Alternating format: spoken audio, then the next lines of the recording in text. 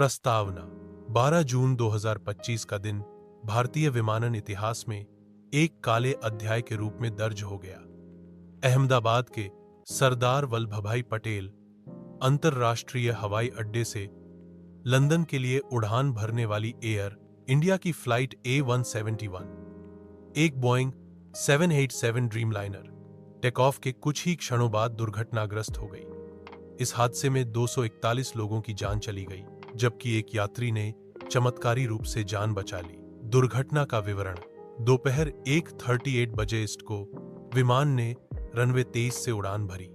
Take off के कुछ ही क्षणों बाद पायलट ने मेडे कॉल की, जिसमें इंजन की शक्ति में कमी की सूचना दी। इसके बाद विमान नियंत्रण से बाहर हो गया और मेघनी नगर क्षेत्र में भी जे मेडिकल कॉलेज के छात्रावास से टकरा गया। इस भीषण दुर्घटना में विमान में सवार सभी 241 लोग और जमीन पर कम से कम 28 लोग मारे गए। सिर्फ एक जीवित बचा।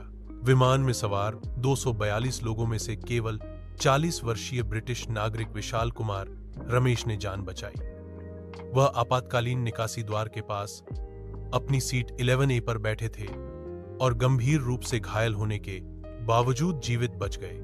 पायलटों का अनुभव: कप्तान सुमित सबरवाल, जिनके पास 8,200 घंटे की उड़ान अनुभव था, और सह पायलट क्लाइव कुंदर, जिनके पास 1,200 घंटे का अनुभव था, विमान को नियंत्रित कर रहे थे।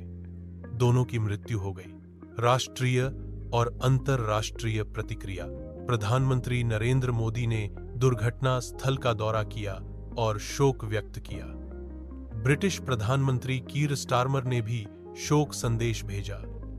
टाटा समूह ने पीड़ितों के परिवारों को वित्तीय सहायता देने की घोषणा की। जांच और भविष्य की दिशा: भारतीय विमानन प्राधिकरण DGCA और ब्रिटेन के विमान दुर्घटना जांच शाखा आईब ने संयुक्त रूप से दुर्घटना की जांच शुरू की। प्रारंभिक रिपोर्टों में इंजन या कॉन्फ़िगरेशन में संभावित विफलता का संकेत मिला है। यह दुर्घटना बोइंग 787 ड्रीमलाइनर के इतिहास में पहली घातक दुर्घटना है। निष्कर्ष: यह दुर्घटना न केवल भारतीय विमानन के लिए बल्कि वैश्विक विमानन समुदाय के लिए भी एक गंभीर चेतावनी है।